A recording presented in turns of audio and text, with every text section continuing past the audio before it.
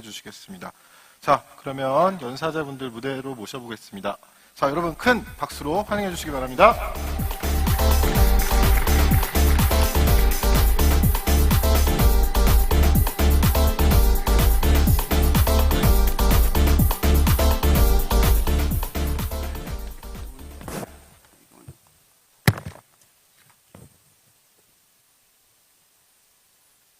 예, 안녕하세요. 다들 이렇게 와주시고 이렇게 저희 패널을 잘 들어주셔서 감사합니다. This panel is going to be all of the panels were either in English or Korean, but this one is going to be in Konglish. Okay, so and because my Korean is not that good, it'll be in broken Konglish. Thank you, Kingsley, for a great introduction to AWS. By the way, we'll give an initial glossary of some of the terms that we'll be using. So AWS, from here forward, will mean Amazon Web Services. We'll be using that word quite constantly because just the weight of AWS in this market is huge. And we'll be using CDN, which Kingsley mentioned, CMS, which means Content Management Service, and some other jargon we'll be using, I'll try to explain in advance. Before we start, I also want to thank the interpreters who are doing a great job for, interpreting between English and Korean, Korean and English so flexibly. Why don't we give a hand to the great interpreter team? Okay. So first of all, let me give a brief introduction of our speakers. We have Chani Yoon here, or Yoon-Seok Chan-nim from Daum, and he's the Chief Tech Evangelist at Daum, and he manages all the interactions with the developer community in Korea and overseas.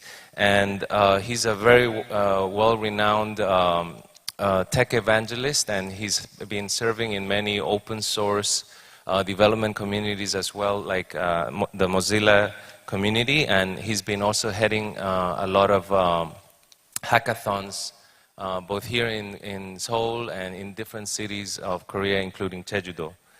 We have Kingsley Wood, who was already introduced, and he heads AWS in Asia Pacific.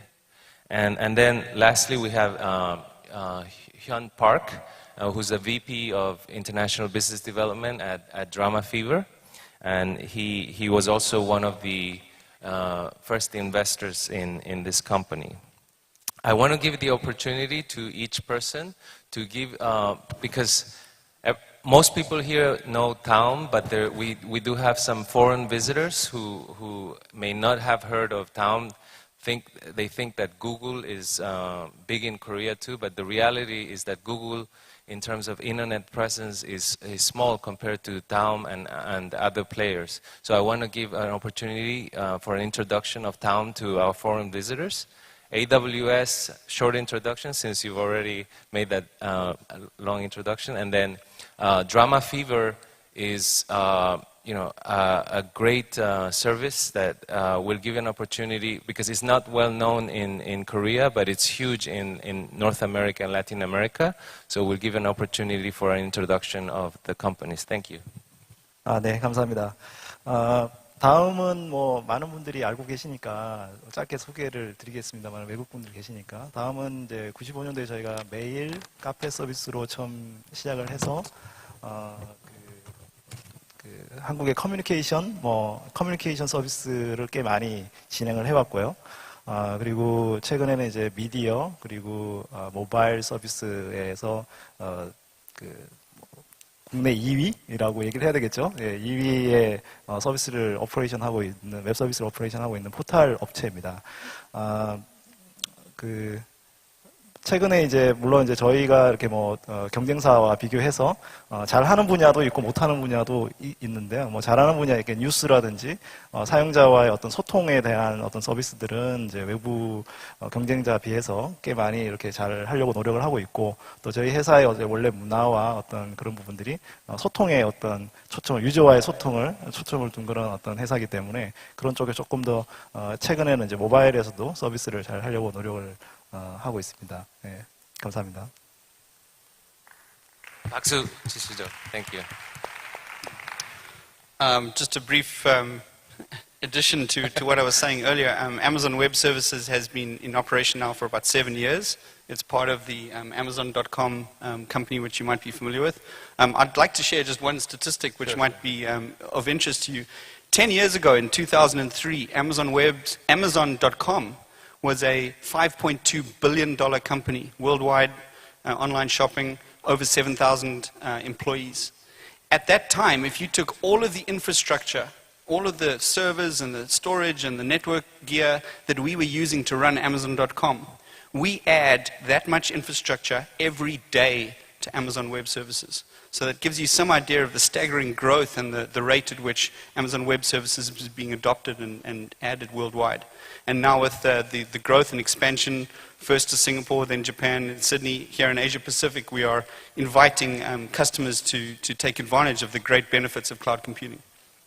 Thanks. So John, I've been here for a day, and I want to thank you that in the panel I've already been promoted to CEO of Drama Fever. Our co-founders will be thrilled to see that later on. I'm a little bit humbled to be next to these two giants in the technology world, and as we've been a bit successful in the U.S., but we're still very small in scale compared to both Dom and Amazon, obviously. So I know most of you probably don't know what Drama Fever is, but I'll give you a brief introduction of who we are and what we are, and then how we relate to this panel. We are an online aggregator, distributor, and monetization platform in the US for international content. We started 4 years ago, and our initial goal was not international content. It was actually the distribution of Korean dramas with English subtitles to the US general market. Why Korean dramas? Both of our co-founders are Korean. One is Korean American, one's Korean Spanish. And we knew of the high quality of the productions of Korean dramas, evidenced by the success they have all over Asia. So in the US, we analyzed how Korean dramas were being consumed in the market, and we saw that there are a couple local ethnic channels in the LA and New York DMAs that were broadcasting the dramas in language. And online, we saw that there was just a plethora of sites that were illegally uploading the content, usually in low resolution, no subtitles, and broken down into 4 or 5 parts. So what we decided then, or what the co-founders decided then, was to create a company that would license, select the best titles, license, subtitle them, curate them, and upload them in its highest quality format in both our own website, dramafever.com, as well as our redistribution platform websites, Netflix and Hulu. Fast forward to now, it's been 4 years. We have become the leading online aggregator, distributor, and monetization platform for Asian content in the US. We do not only Korean dramas, we do Japanese, Taiwanese, Filipino, and Chinese dramas as well. We have grown to a user base of around 4 million unique users. We have a library of 15,000 hours of content from 10 countries and more than 60 partners around the world. We stream around 300 million minutes of video every month, and we serve around 40 million video ads per month. Last year, we were lucky enough to to raise our first institutional round. It was a round of $6 million led by a VC firm in Chicago. MK Capital. They specialize in online gaming and online video. And in that round, we had great strategic investors as well. AMC Networks, the producers of series like Mad Men and Breaking Bad, also invested in our company. Bertelsmann Ventures, which is the investment arm of the German media giant Bertelsmann, also invested in our company. And we had a couple really cool independent investors as well. Stephen Chan from YouTube invested in our company, as well as Alan Debevoise, founder of Machinima. So what did we do with this money? we use the proceeds of the fund mostly to get some office space because we didn't have office space, and to build our team to a 50-person team that was focusing mostly on our product, on the content side. We decided that all aspects of hosting and delivery we were going to outsource. So as of now, we have Twistage, who is our CMS, Akamai, who is our CDN, and of course, all our website is hosted in AWS. Thanks, Hyun. Great. I'm very proud of Drama Fever because, as Hyun alluded, there's Korean Spaniards in that team, and I'm also of Korean Spanish descent. But also because Drama Fever is one of the very few companies that actually started the business of licensing content legally from KBS, SBS, NBC, and broadcasting it online, streaming it online in Latin America and North America legally, and making money out of it legally through real good ads. And the company is doing really well, and we're very proud of Drama Fever. It's a company and product and service that Korea should be very proud of. And so thank you, Drama Fever. Question to Channy, and I'll try with my broken Korean. 저희 컴퍼니는 이제 Strong Ventures라고 하는데, 저희가 이제 캘리포니아에 베이스를 두고 있고, 캘리포니아에 있는 벤처에다도 투자하고, 한국에 있는 벤처에다도 투자를 합니다. 그런데 저희 이 한국 벤처에다 투자를 하면서 항상 이제 시츄에이션을 보는 게요. 많은 스타트업들이 이거를 클라우드에다 아웃소싱 해가지고 AWS 같은 서비스에다 그 서비스를 디플로이하는 게 아니라 자체 그 IDC 인터넷 데이터 센터에 가가지고 서버 막 놓고 그리고 그거를 다 매니징 스스로 하면서 디플로이를 많이 하더라고요. 근데 그게 효율성이 안 좋거든요. 근데 왜 그런 현상이 한국에는 아직 유지되고 있고, 그리고 더 많은 스타트업이 이제 클라우드 쪽으로 디플로이먼트를 이제 하고 있는지 좀 윤석찬 님이 좀 의견을 얘기해 주실 수 있을까요? 네, 많은 분들이 아마 답을 알고 계실 거라고 생각이 듭니다. 한국이 인프라적인 측면에서는 인터넷 강국이고 2000년대부터 초고속 인프라가 너무 잘 돼 있고, 또 사실 당시만 해도 지금도 마찬가지지만은 그 인프라 코스트, 그러니까 네트워크 비용이라든지 장비를 하는 비용이 다른 외국에 비해서는 굉장히 비용이 낮은 상태거든요. 그리고 아무래도 이제 많은 기업들이 2000년대 벤처 기업들도 마찬가지, 스타트업들도 마찬가지고, 다들 이제 글로벌 시장보다는 로컬 시장에 더 이렇게 치우치니까 많은 회사들이 이제 간성으로 그런 한국의 IDC를 많이 사용하는 것이 간성인 것 같아요. 근데 이제 최근의 변화는 굉장히 빠르게 다르게 바뀌고 있습니다. 오늘 사실 아마존 웹 서비스의 키 퍼슨이 여기 와서 이렇게 키노트를 하는 것이 바로 그런 이유일 텐데, 지금 최근에 스타트업들이 많은 스타트업들이 지금 대부분 이 클라우드 서비스에 장비들을 올리고, 그다음에 그것들을 통해서 이제 기술적인 어떤 스킬셋을 확보를 하는 경우가 굉장히 많아졌거든요.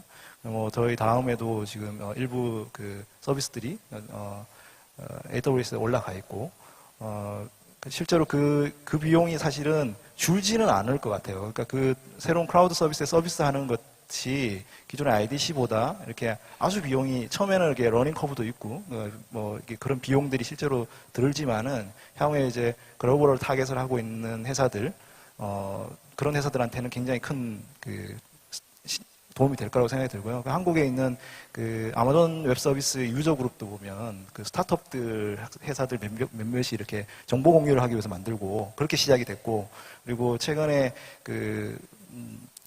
몇 개 회사들은 이미 아마존 웹 서비스 같은 데다가 이렇게 서비스를 올려가지고 성공을 하는 케이스들이 많아지고 있고요. 그런 것들을 기술적으로 이렇게 외부에 이렇게 알리고 그런 경우도 굉장히 많아지고 있는 걸로 알고 있습니다. 설명 감사합니다. 그 다음에서도 지금 현재나 아니면 향후에 이런 클라우드 플랫폼 서비스를 제공할 계획이신가요? 그리고 아니면 한국에 AWS 아닌 다른 그 옵션도 있는 건가요? 아, 네. 뭐 아시다시피 국내 옵션. 예. 다음 같은 경우는 이제 저희는 엔드 유저 서비스를 주로 해왔던 서비스고 사실은 인프라성 서비스를 하지는 않죠. 뭐 지금 이게 클라우드 얘기가 나왔으니까 아마 혼돈이 되는 것 중에 하나가 이제 다음 클라우드, 그러니까 이제 저희가 50기가를 무료로 제공하고 있는 그 일반 엔드 유저용 스토리지 서비스가 있는데 드롭박스 같은 예, 서비스. 맞습니다. 예. 네. 그런 부분들은 저희가 최선의 어떤 서비스를 제공하려고 노력을 하지만 실제로 이제 아마존 웹 서비스처럼 이제 인프라 서비스, 그 IaaS라고 부르는 인프라 에저 서비스 분야에서는 아마 저희 회사가 참여할 것 같지는 않고 단지 이제 저희 회사 내부의 그런 클라우드, 프라이빗 클라우드라든지 아니면은 그 내부의 일부 서비스들을 그 외부의 클라우드에 올리는 일들은 계속적으로 하고 있고요. 아마 그런 부분에서는 아마 아마존 웹 서비스나 아니면 다른 스타트업들하고 같이 정보 공유도 하고 똑같은 어떤 저기 아닐까라고 생각이 들고요. 국내에서는 이제 사실은 국내에는 통신사들이 이쪽에 빨리 진입을 해서 최근에는 뭐 KT U 클라우드라든지 SKT에서도 T 클라우드 비즈 쪽은 실제로 이런 그 선택을 할 수 있는 옵션이 있어요. 네, 아무래도 이제 아까 아마존 웹 서비스의 문제가 사실은 조금 느린 부분이 있거든요. 해외 이제 인스턴스 서버들이 VM이 뜨기 때문에 좀 느린 부분이 있는데 뭐 그 문제도 아까 보니까 해결이 된 것 같아요. 예, 클라우드 프런트가 국내에 이미 서비스 오픈하면서 사실은 해결이 돼서 사실은 뭐 국내의 어떤 그 텔코 컴퍼니들하고 같이 뭔가 좀 코워크를 해야 되는 니즈가 있는 스타트업들한테는 사실은 그 SKT나 KT 같은 회사들하고 코워크를 하는 것도 나쁘지는 않다고 생각이 들어요. 근데 이제 아무래도 스타트업들은 기본적으로 이제 글로벌한 서비스를 지향을 하니까 뭐 여러 가지 어떤 부분을 잘 고려해서 이렇게 선택하시면 되지 않을까 그런 생각이 드네요. 너무 insightful 코멘트를 주셔서 감사합니다. Kingsley, I might have to skip some questions because of time, but you know, I mean, can you give us? I mean, you gave us already a lot of benefits of AWS, but some other benefits to startups to deploy straight into a cloud platform like AWS, Microsoft Azure, Google platform, the Korean platforms that Chani mentioned. Why should they go straight to the cloud instead of hosting in an IDC? Sure. So I think speaking to this audience, which is very much clearly a startup audience, I think one of the best benefits that you can derive from using cloud computing is the flexibility and the agility. And by that I mean that you can try out new ideas, you can build out new infrastructure, build systems and so on very, very rapidly, but equally as fast you can tear them down when they're not working out. And this allows you to do something that we hear a lot of in the startup community, which is pivot. You can keep changing. You can revisit your architecture, change it from one design to the other, even every day. And by that, that means that you're never held to one particular committed system or setup. So in that way that you can try ideas as they morph, as they change, as you react to your user responses. When things are successful, you go that direction. When things are not, you change the direction. You can change your infrastructure without having to worry about long-term commitments. And that's one of the biggest benefits. Of course, the going global aspect of it is fundamental. As Phil from Evernote said yesterday, we are all global companies the day one. Immediately as we start, we're global companies. So you need to be able to be ready for two things. One, if you're super successful, you would hate not to have the scalability to be able to handle millions and millions of users if everyone comes and shows up at the party. But the second thing, if things aren't successful, you don't want to be left holding a whole bunch of infrastructure in a hosting system that you've committed to. So those are the flexibility and the agility that you can really take advantage of in the cloud, along with all the other technical aspects that we talked about earlier. Thanks. And I think that's a great setup for this, the next question I have to Hyun, and it's about the story of the back end of Drama Fever. How did you guys? I know that you guys started with hosting your own service, and now you're hosting, through AWS. Can you give us a little bit of a back end story of how that scaled? Sure. I think, as with many startups in this room as well, we started in the living room of one of the co-founders' apartments, 4 people, a couple laptops in the living room. And we were lucky that our CTO had a personal web hosting service, so we rented out for free one of the servers in this company. Before we got the institutional financing last year, we had the financing for the company came first from the co-founders. They put a lot of their savings into this company. And second, a family and friends round that helped them develop for the first 1.5 years. Given the nature of where the money was coming from, I think the co-founders were very, very conscious on how they're going to invest the money. And to get from our proof of concept to actually a real company, we decided that the best solution would be, to become a tech-enabled media company, which just means that we're going to leverage everything, the available distribution technology and hosting services, i.e. like the cloud, and invest most of our resources and capital into, the content creation, content license acquisition, right? A couple of things that Kingsley was talking about the benefits of being in the cloud and outsourcing different services. I mean, I think scalability and convenience is definitely one of them. We understand the patterns of usage of our viewers. We know when they're going to have peak times, right? So it's it gives us peace of mind to know that we're one phone call away from AWS to tell them, hey, we need increased bandwidth, we need more hosting capabilities. Can you do it? And they do it within a couple hours, right? Right now, as I said, we host everything in AWS. We have 25 servers there in Virginia, and we process around 11 terabytes of terabytes on the web, right? Terabytes of metadata, profiles, etc. Right? Another big benefit for us is the cost effectiveness of it, right? Both AWS and Akamai, who's our CDN, offer us very, very competitive pricing. So to give you an idea, we stream 2 petabytes of video every month. That's the equivalent of 15 billion high-quality resolution pictures of data, right? And we do this at a rate of 3.5 cents per giga. Now, Kingsley has said 3.5 cents per giga. Now, in the back room, Kingsley said he can match that, so we'll have to talk about this later on. But that's definitely helped us reduce our cost, and it leads to our third benefit, which is it increases our productivity. I mean, every dollar that we have, every dollar that we make, does not go into goes into our core product, which is content, right? And that has made the big difference for us and differentiates us from our competition. I think AWS needs to give you a kickback for the explaining all the benefits of going AWS cloud. I'll buy him dinner later. Huh? Yeah, dinner. Me too. Include me in the dinner.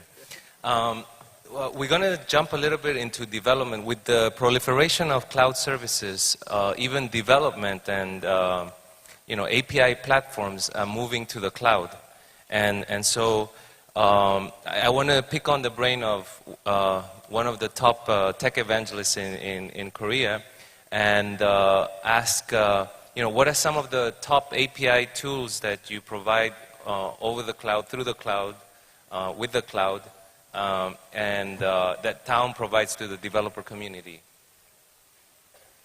네, 저희가 이제 클라우드 서비스로서 이제 사실은 가장 최근에 많이 이게 이슈가 되는 것이 바로 이제 플랫폼으로서 웹, 그리고 그 플랫폼의 어떤 웹 옛날에 소프트웨어의 어떤 API 부분이 이제 클라우드 위에서 데이터로서 API들이 제공되는 것이 큰 변화 중에 이제 하나라고 할 수 있는데요.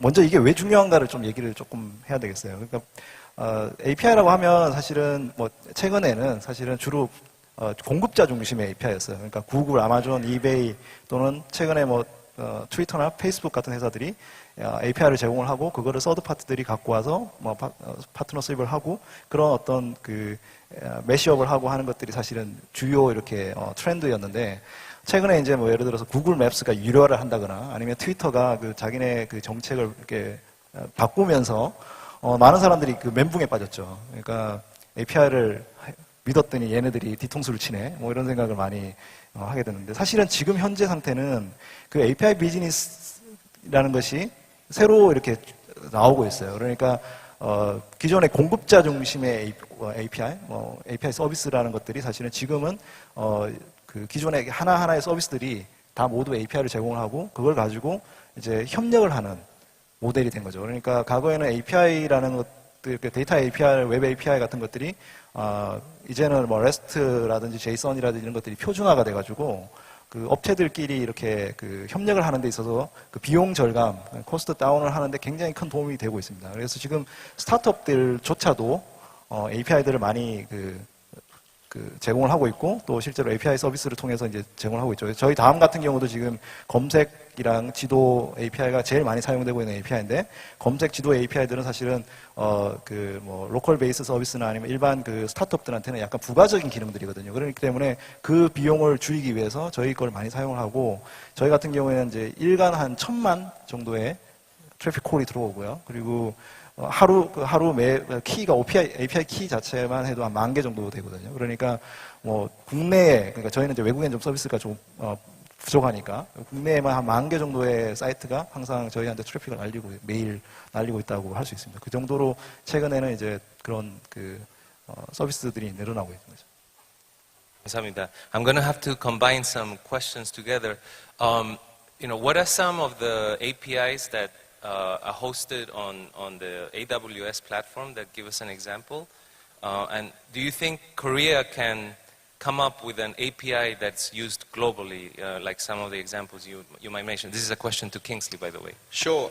So, as a set of web services, Amazon exposes all of their web services as an API. So this allows anyone to take advantage of it via an API on any number of platforms that they can use. That's right. So Amazon itself, AWS Exactly. itself is an API. Yeah. Right. Now, on top of that, many of our customers have taken advantage of that to actually leverage the cloud in very interesting ways. I'll give you an example. Who here in the audience uses Dropbox? Yeah? Did you guys know that all of Dropbox runs on Amazon Web Services? So every time you drag a file into the cool UI on your Mac or your PC or your iPhone, as you drag it into the Dropbox icon, it's actually calling the API in AWS to put that in Amazon storage. So Dropbox themselves are using the APIs that Amazon exposes. We have other great examples of companies like Twilio, who have encased or encapsulated all of the telco hardware and infrastructure needs so that you can embed in your application or your web things like phone, VoIP, messaging, and so on. You can do all that by using their API, which they've exposed, which again uses the AWS API underneath it.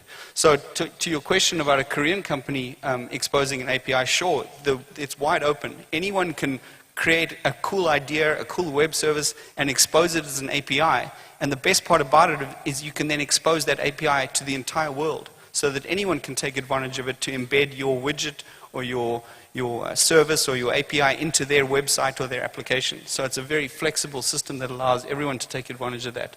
And as Chani mentioned, all of these APIs are published, well documented. You can go to any one of these websites and read about how to take advantage of them. So it's a very open system and everyone can actually take advantage of it to leverage. Yeah. Thanks, Kingsley. I had many more questions on the API topic. I just want to comment that I hope that out of Korea we can have somebody develop a cool API like Dropbox or Twilio, and that one will come. One of our portfolio companies, actually a little bit of self-promotion, is a company called Recomio, which allows any company to be able to provide recommendations like Amazon does, like Netflix does, by using our API. And we're hoping that one day one of the Korean companies will become a big API cloud service like Dropbox and Twilio and Evernote and so on. Last question, because we don't have much time. We're going to jump into digital content distribution. I was going to ask each panelist a question, but unfortunately we ran out of time. So Hyun, you're going to have to take the spotlight here on this question. And I'm jumbling up a lot of the questions that I had. In the US, we have content aggregators like yourself, Drama Fever, Hulu, Netflix, and so on that are making a killing by distributing, streaming content on the cloud. We don't see such a powerful presence of a single aggregator in Korea. It's very fragmented. Do you think there's an opportunity for such content leader, aggregating leader to come out of Korea? Do you think Drama Fever can play that role?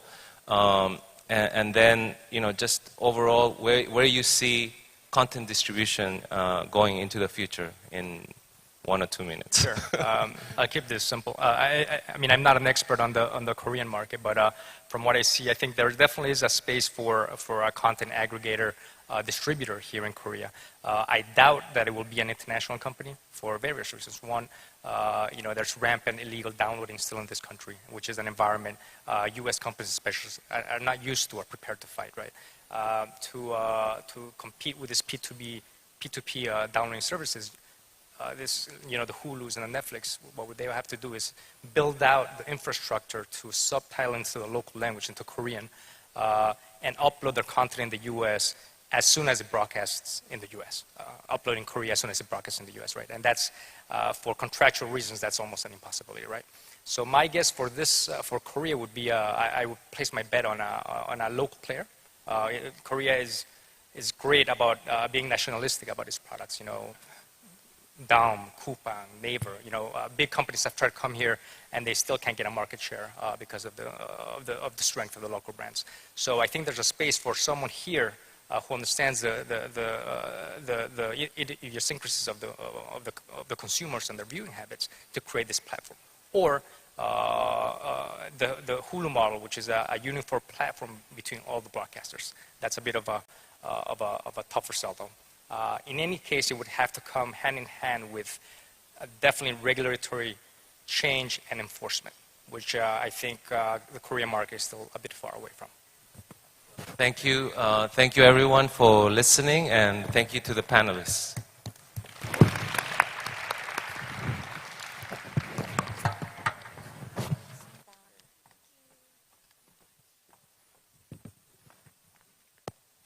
네, 이로써 모든 세션이 마무리되었습니다. 지금부터 약 10분 동안 휴식 시간을 가진 이후에 이제 스타트업 배틀 마지막 순서를 저희가 가지도록 하겠습니다. 휴식 시간 이후에 다시 뵙도록 하겠습니다, 여러분.